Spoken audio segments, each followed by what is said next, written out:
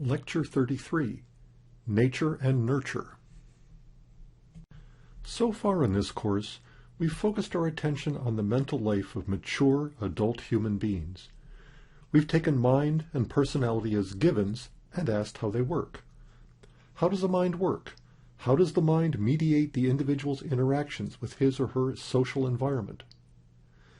Now we want to take up a new question, which is, where does mind and personality come from? In addressing questions of mental development, psychologists tend to take one of three general views: the ontogenetic, the phylogenetic, and the cultural. The ontogenetic view has to do with the development of the individual human being.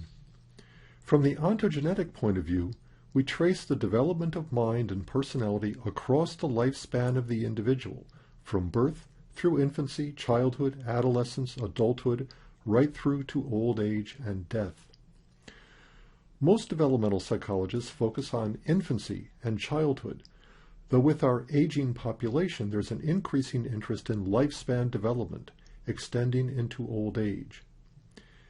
This is the domain of developmental psychology, a major subfield in psychology, which often divides itself up into psychologists who are interested in cognitive development and those who are interested in social and personality development. These lectures are going to focus on the ontological view of development, and especially on personality development. But I'll also have some things to say about trends in the study of cognitive development. While the ontogenetic view is concerned with development of mind across the lifespan of the individual, the phylogenetic point of view is concerned with development across evolutionary time.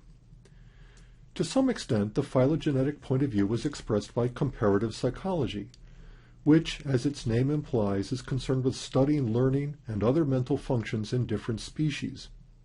More recently, evolutionary psychology, an offshoot of sociobiology, traces how our current human mental functions evolved through natural selection and similar processes. From the point of view of modern evolutionary psychology, much of the way we currently think and behave was shaped by the early environment of evolutionary adaptedness, basically the African savanna and the Pleistocene era about 2 million years ago, where the ancestors of humans first emerged. And finally, there's a cultural view of development, which is concerned with the effects of various forms of social development on the development of the individual's mind and behavior. This is represented in its early form in what's known as anthropological psychology, which tries to describe what the so-called savage mind is like. This actually is an offshoot of 19th century European colonialism, which often sought to contrast between the so-called advanced minds of the European colonists and the so-called primitive minds of those they colonized. But more broadly, it's based on the idea that there was a development in modes of thought as our human ancestors moved from the Stone Age to the Bronze Age to the Iron Age, and even in historical time as human beings moved from the ancient period through the medieval period, the early modern period of the 15th through the 18th centuries, the modern period, and now the period of postmodern thought.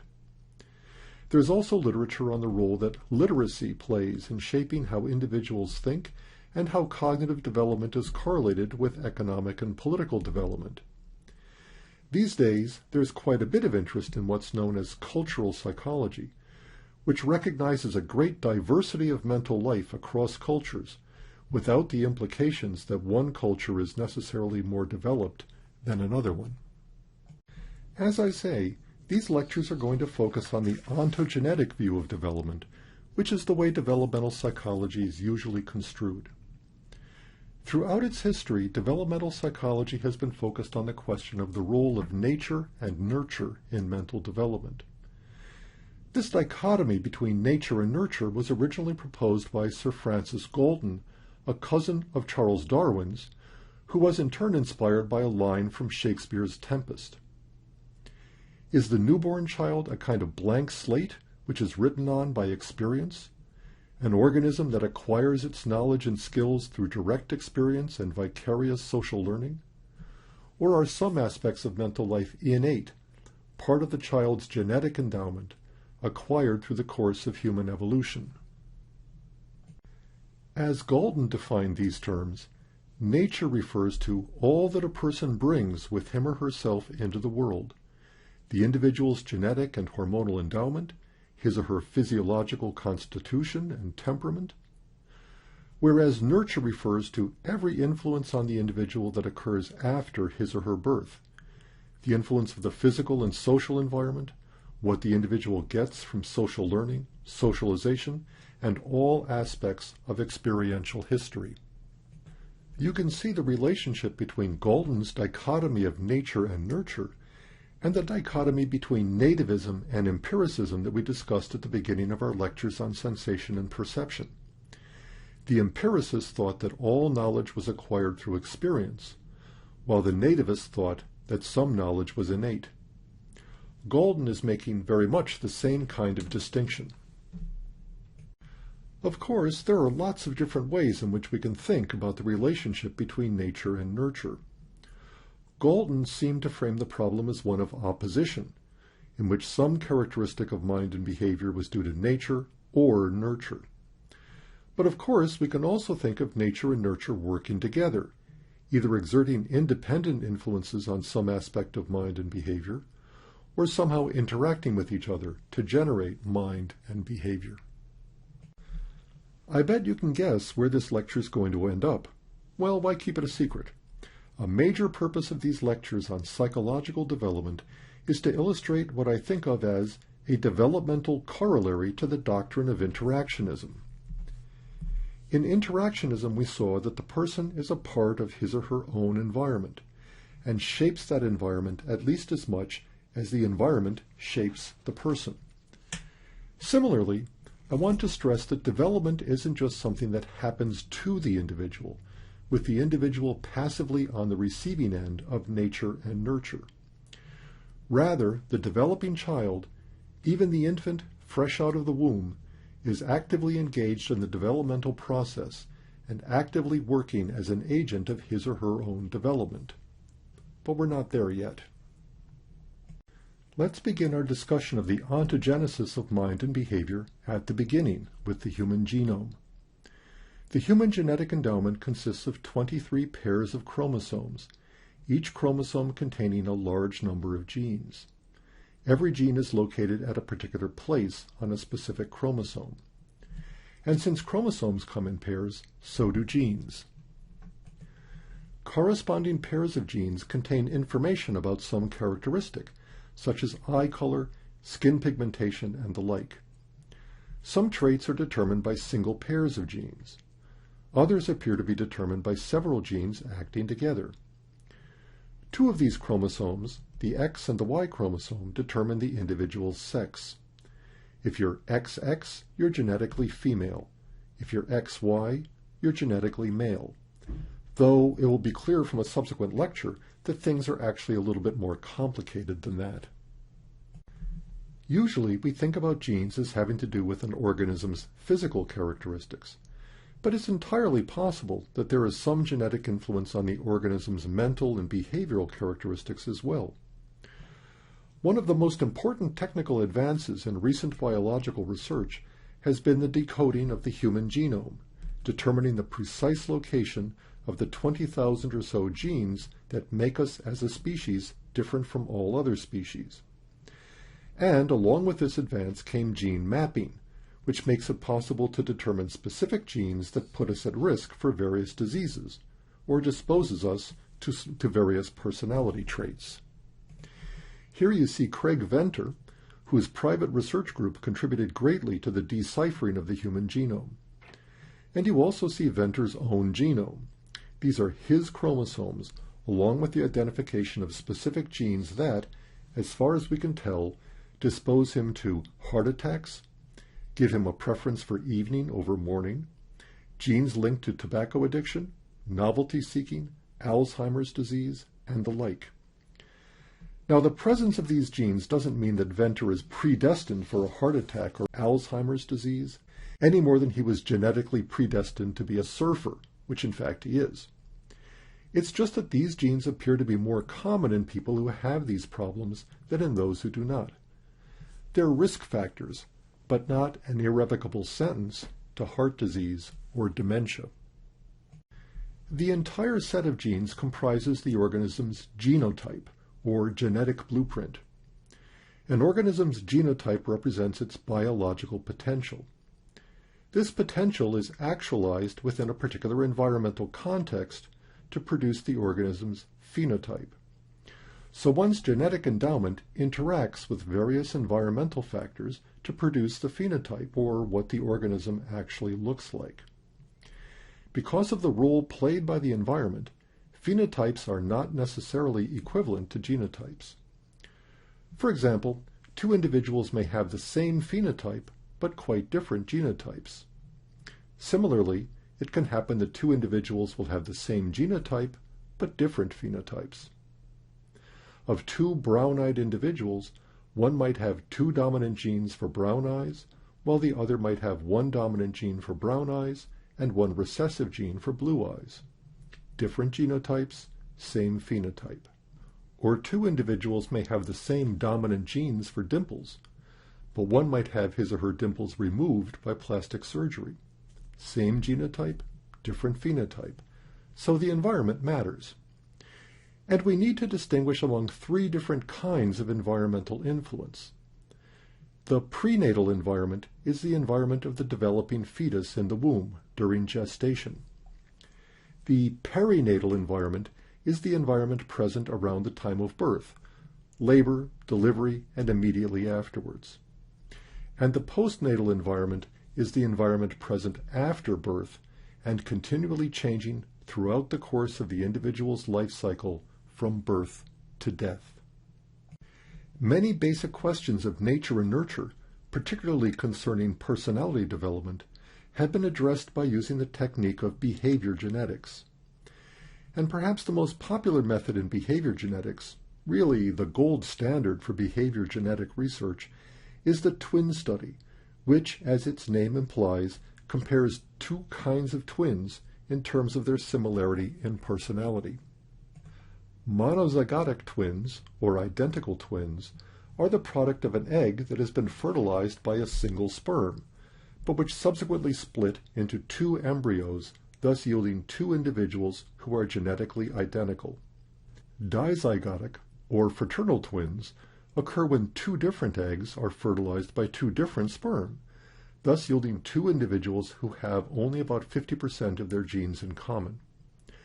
The basic idea behind the twin study method is that if a trait is inherited, even in part, monozygotic or identical twins should be more alike on that trait than dizygotic or fraternal twins, because monozygotic twins are identical genetically, and dizygotic twins only have about 50% of their genes in common.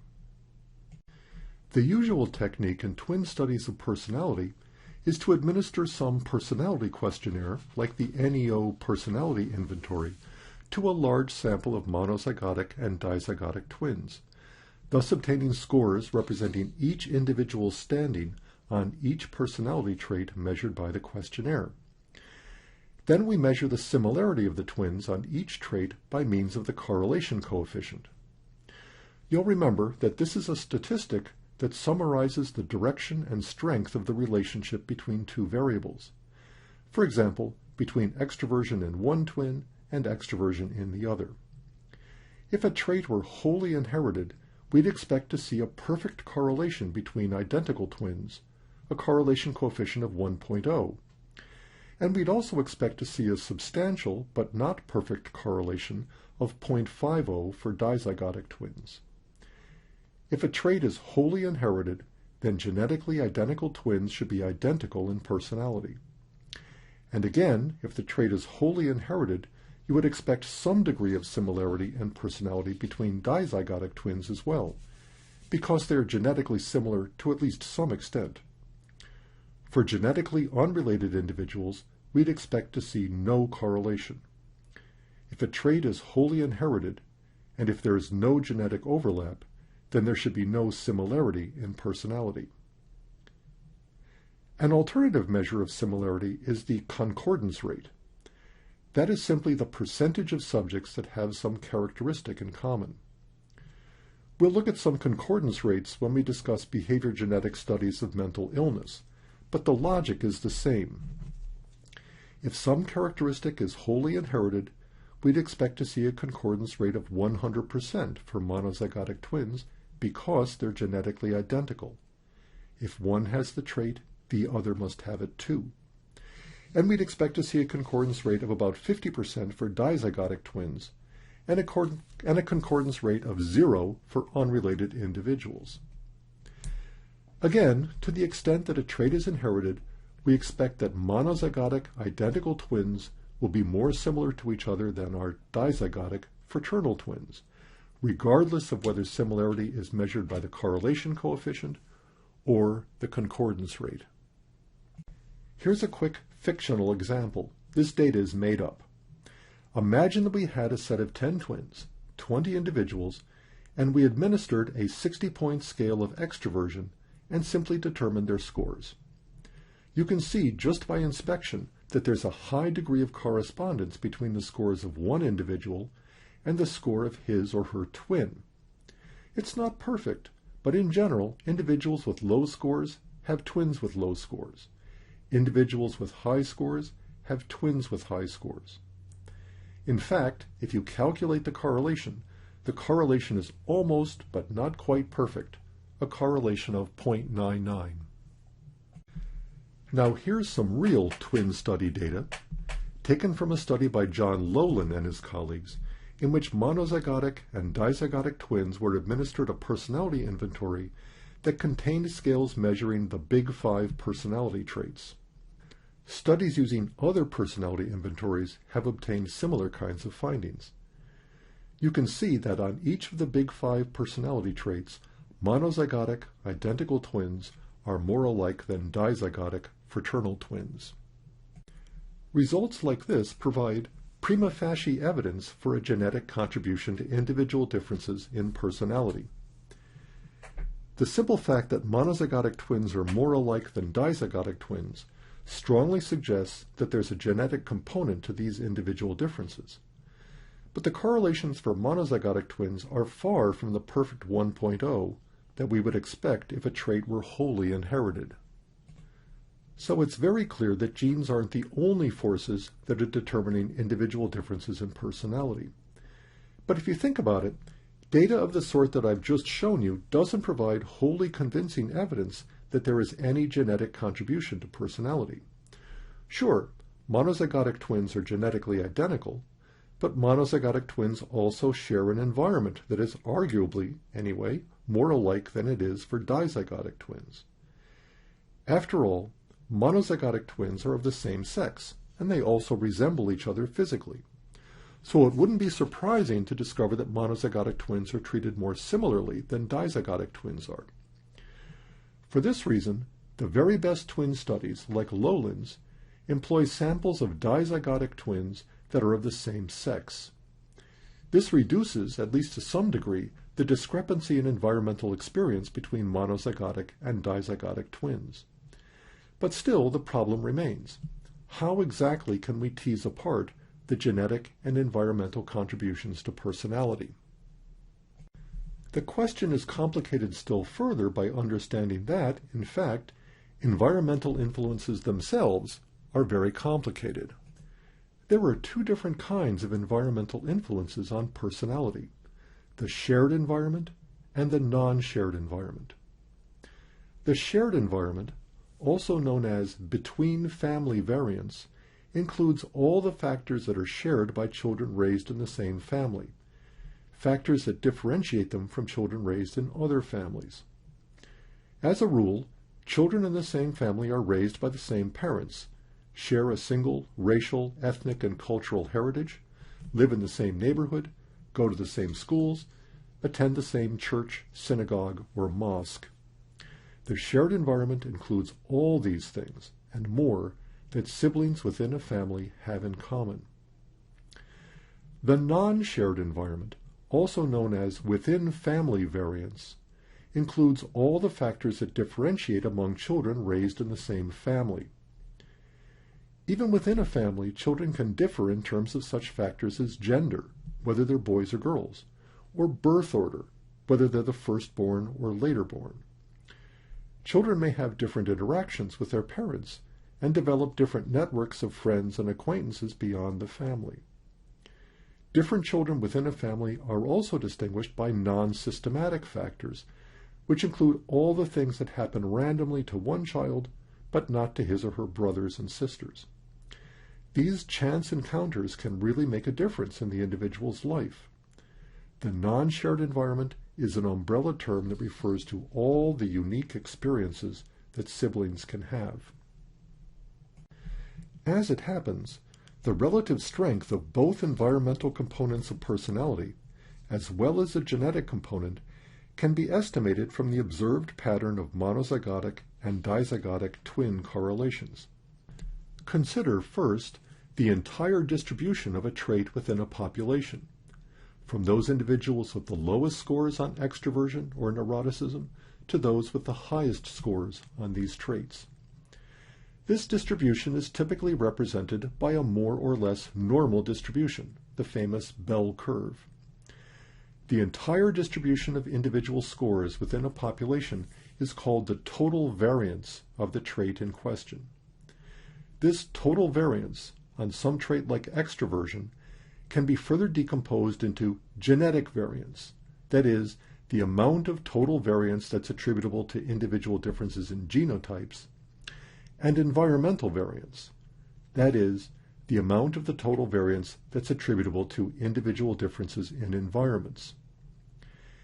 In principle, then, the total variance on a trait is equal to the sum of the genetic variance and the environmental variance, with the understanding that environmental variance includes both variance attributable to the shared environment and variance attributable to the non-shared environment.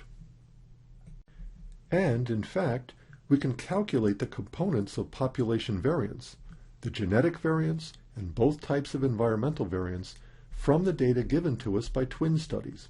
And here's how we do it. The genetic variance can be estimated by the difference between the monozygotic and dizygotic correlations multiplied by 2.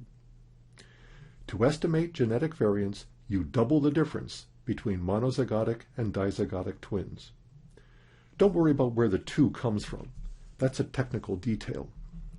But you can get a sense of it if you just consider that if a trait were wholly inherited, the monozygotic correlation would be 1.0. The dizygotic correlation would be 0.50, so the difference between them is 0.50. Double that difference, you get 1.0. All the population variance would be attributable to genetic variance. That's the idea. So what's left? Well, what's left is the environmental variance. Variance due to the non-shared environment is a function of the MZ correlation. Monozygotic twins share both genes and the shared environment, so any monozygotic correlation less than a perfect 1.0 must reflect the contribution of the non-shared environment. It's just logic. If monozygotic twins share both genes and the shared environment, which they do by definition, then to the extent that they do not perfectly resemble each other, that difference must be due to what they don't have in common, and that's the non-shared environment. So we estimate the non-shared environment by subtracting the monozygotic correlation from perfect 1.0. And once we've estimated the contributions of the genes and the non-shared environment, variance due to the shared environment is all that's left. So that can be estimated simply by subtracting the genetic variance and the non-shared environmental variance from 1. Now, just to get the idea down firmly, let's work through a couple of numerical examples. Here's the ideal case, at least from a genetic point of view.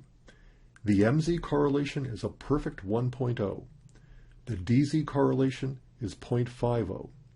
Double the difference between MZ and DZ, and you get an estimate of genetic variance at 1.0. All the population variance is attributable to genetic variance. Of course, there's nothing left over, but let's do it anyway. The non-shared environment is estimated by 1 minus the MZ correlation. That's 1 minus 1, or 0. So there's no contribution from the non-shared environment. and we can estimate the contribution of the shared environment by subtracting from 1 the genetic variance and the non-shared environmental variance. 1 minus 1 minus 0 leaves 0. No contribution from the shared environment either. This is exactly what we'd expect if a trait were wholly inherited. Now, let's cut the MZ correlation in half. Monozygotic twins correlate 0.50. Dizygotic twins correlate 0.40. Double the difference, and you get an estimate of genetic variance of 0.20. 20% of the population variance is attributable to genetic variance. To estimate the contribution of the non-shared environment, 1 minus the MZ correlation of 0.50. 50% of the population variation is attributable to the non-shared environment. What's left? 1 minus 0.20 minus 0.50 equals 0.30. 30% of the population variance is attributable to the shared environment.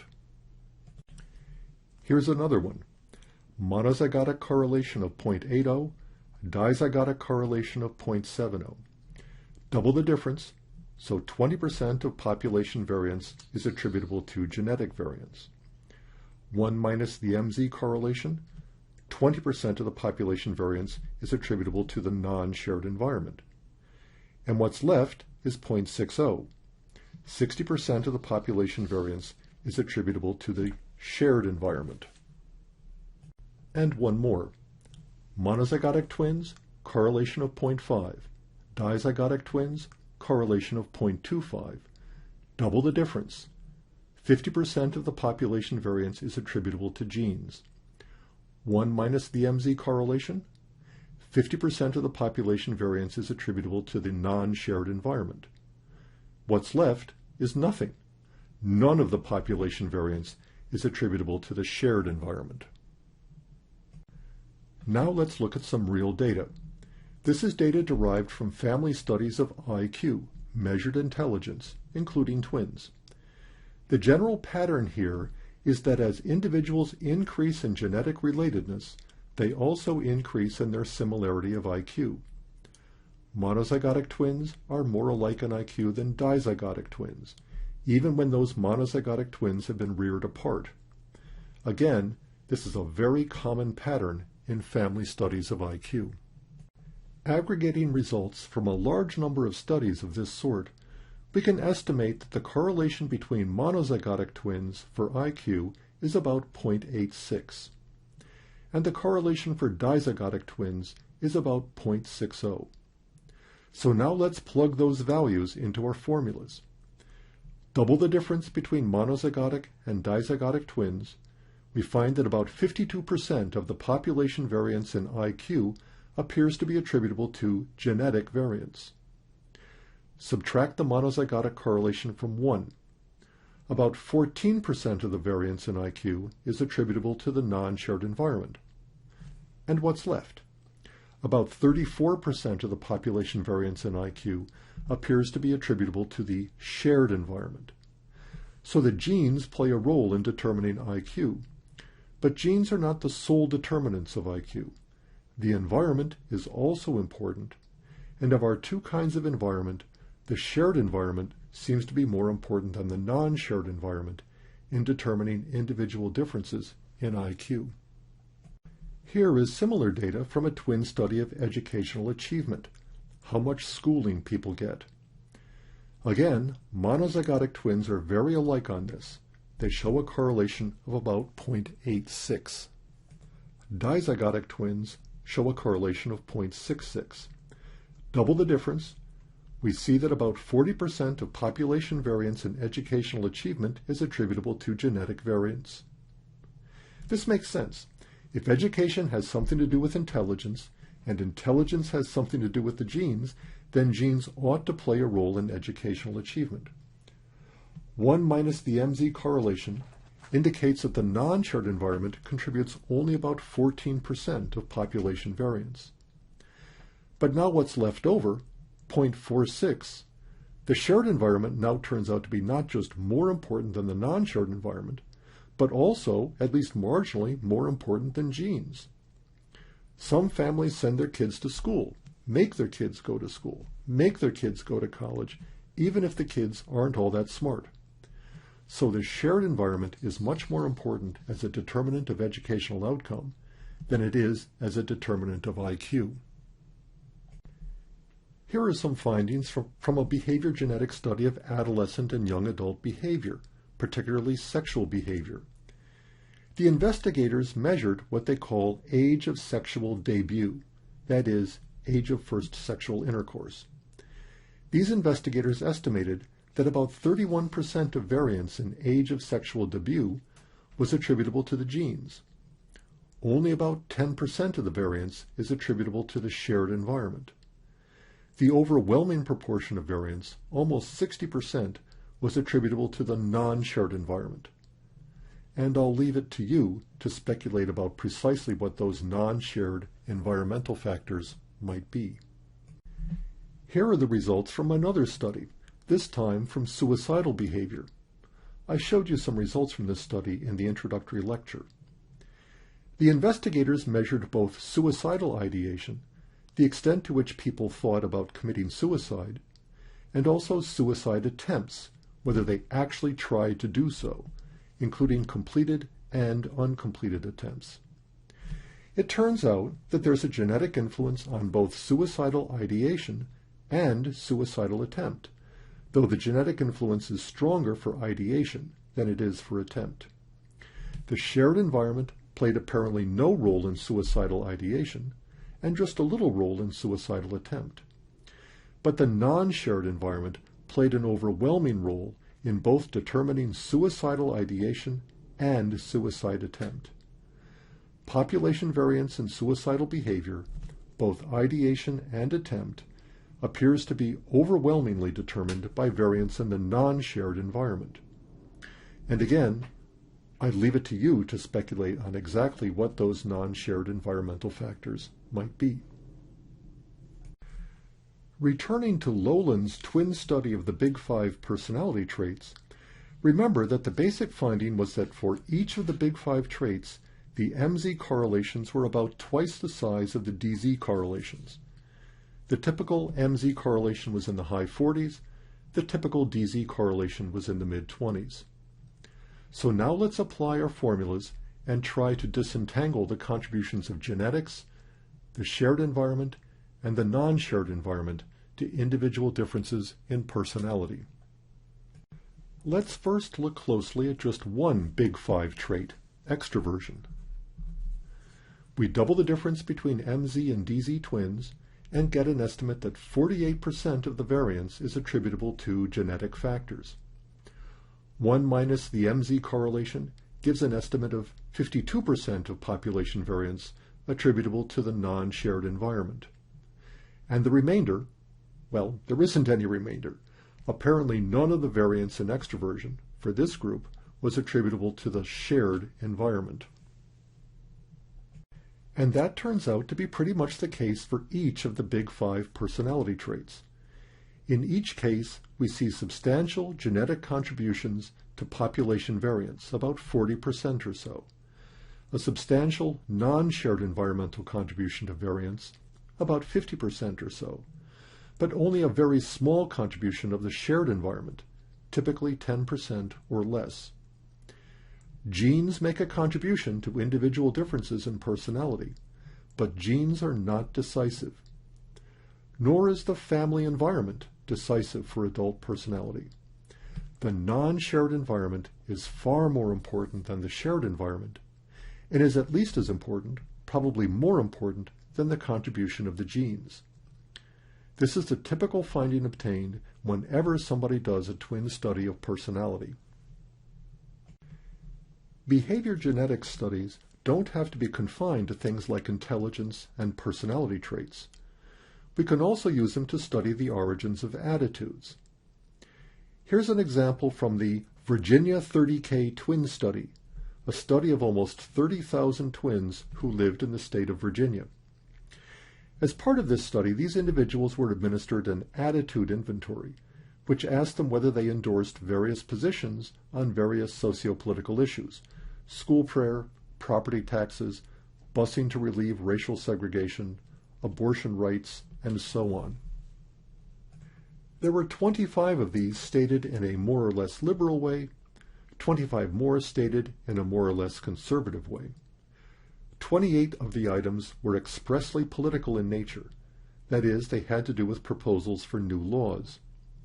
And the subjects were simply asked to indicate whether they agreed or disagreed or were uncertain about each of these statements. Here are the correlations obtained in that study. The survey items were collected into two somewhat different scales measuring liberal versus conservative attitudes. Remember, that's the basic dimension of attitudes, liberalism versus conservatism. Then there was the scale of opinionation, basically the number of items in which the subjects actually had an opinion as opposed to being uncertain. And finally, the subjects were asked about their political party affiliation, Democrat, Republican, Independent, whatever. You can see that in each case, the correlations for monozygotic twins are higher than the correlations for dizygotic twins. And here's how the estimates of the components of variance in political attitudes turned out. For both measures of liberalism-conservatism, there was a significant genetic component amounting to 30% or 40% of the variance. And there was also a genetic contribution to the measure of opinionation, or strength of attitude. But once again, the contribution of the non-shared environment was much greater than the contribution of the shared environment. Things were somewhat different for party affiliation. Here there was no genetic contribution to speak of. Almost all of the action is in the environment, and the contributions are about evenly divided between the shared environment and the non-shared environment. It's very interesting that there is any genetic contribution at all to liberal versus conservative attitudes, but it's not surprising that there's no genetic contribution to party affiliation. After all, party affiliation is something that can change very radically with changes in historical circumstances. Between the time of the Civil War and the 1950s, the dominant political party in Virginia, part of the Old South, was Democratic. Beginning in the 1950s with the rise of the Civil Rights Movement, and especially with President Nixon's Southern strategy, the party affiliation of Southerners quickly moved from predominantly Democratic to predominantly Republican. That's probably why the shared environment is as important as it is, in the case of party affiliation, compared to liberalism, conservatism, or opinionation. But even with party affiliation, the role of the non-shared environment is substantial. There may be a strong tendency for children in the same family to all have the same political party affiliation, perhaps adopting the political affiliation of their parents.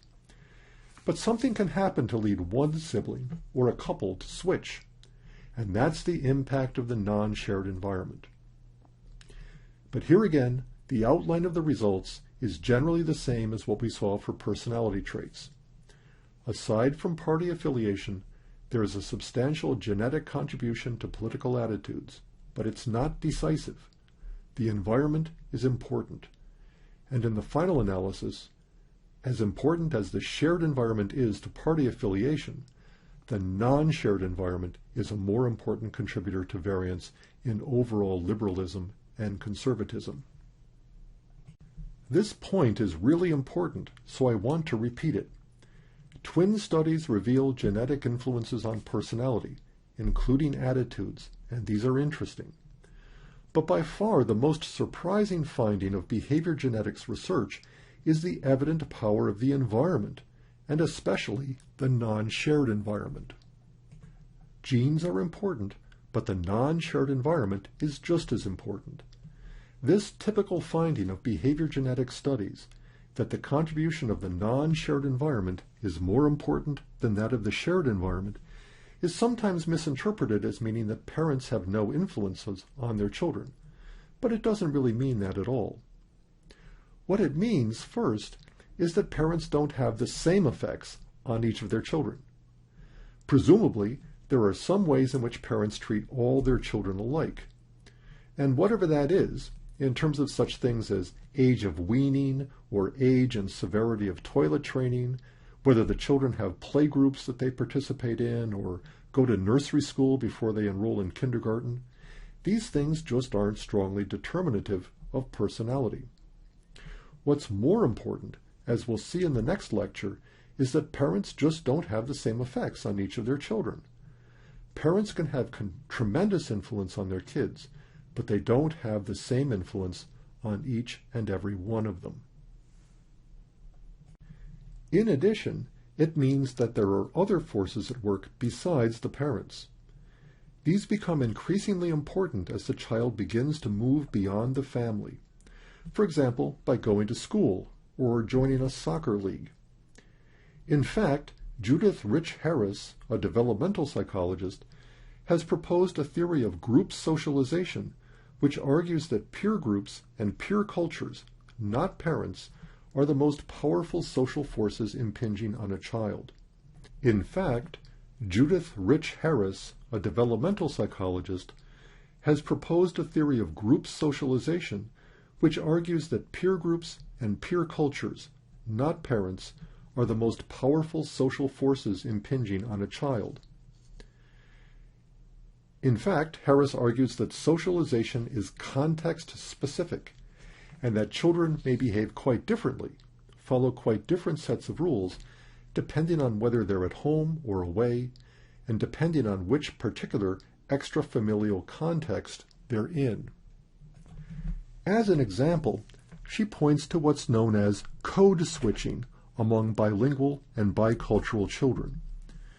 Children born to Spanish-speaking parents, for example, may continue to speak Spanish inside the home when they're with their parents, even though they'll speak English with their peers outside the home. Harris's point is simply that something like code switching occurs beyond the domain of language and may affect all aspects of the child's personality and behavior.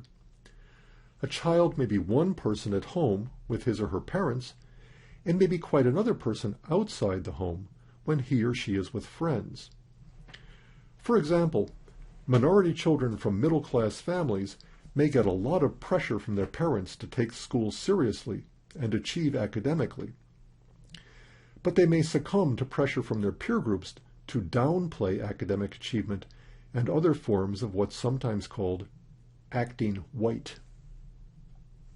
Peer groups and peer cultures are very important, and as the child begins to spend more and more time outside the home, they become ever more important.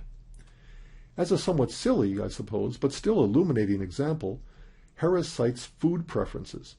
She asks, if parents are such powerful socialization agents, why do they find it so hard to get their children to eat what they want them to eat? This is a real problem that every parent has encountered. And Harris's answer is that children want to eat what their friends like, not what their parents like. In eating, as in language, as in behavior, there's a lot of code switching that goes on. And the more the child is subject to group socialization outside the home, the less influence the shared home environment is going to have. A study of academic motivation in 4th and 5th grade children by Thomas Kinderman makes this point nicely. Kinderman found that students in the school he studied tended to group themselves into cliques such as the brains and the slackers. But he also found that membership in these groups tended to be somewhat unstable, with individual children moving back and forth from one group to another.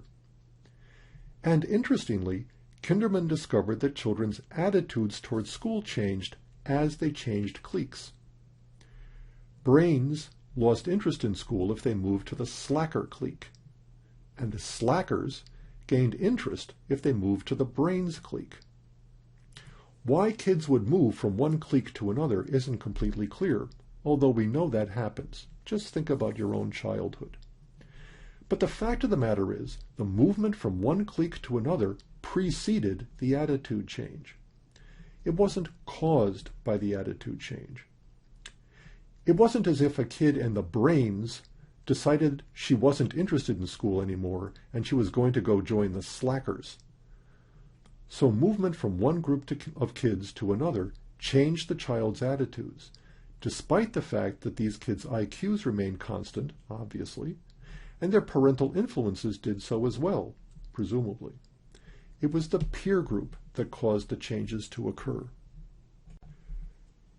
Returning to the behavior genetics research, that's the theme for this lecture, we can see the influence of the parents and the peer group on various aspects of adolescent behavior in a study from David Rowe. In one analysis, Rowe found that parents who smoke cigarettes tend to have children who smoke cigarettes too. And his behavior genetic analysis indicated that this influence was mediated by heredity, that is, the genetic component of variance, but not by the shared family environment. So parents did have an influence on their children, but that influence was transmitted genetically, through genetic inheritance, not through the family environment that the parents created for their children.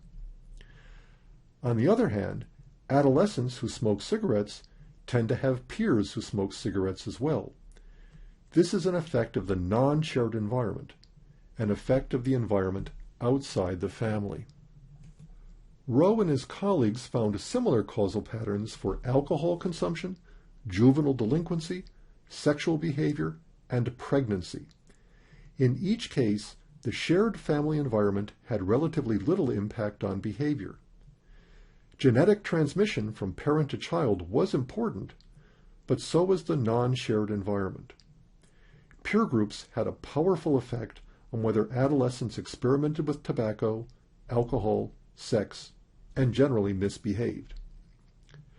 So one way in which the non-shared environment shapes personality, attitudes, and general social behavior is through the environment outside the family. Schoolmates, playmates, teachers, ministers, whatever. But interestingly, the non-shared environment also exists inside the household. How that can be, that's the subject of our next lecture.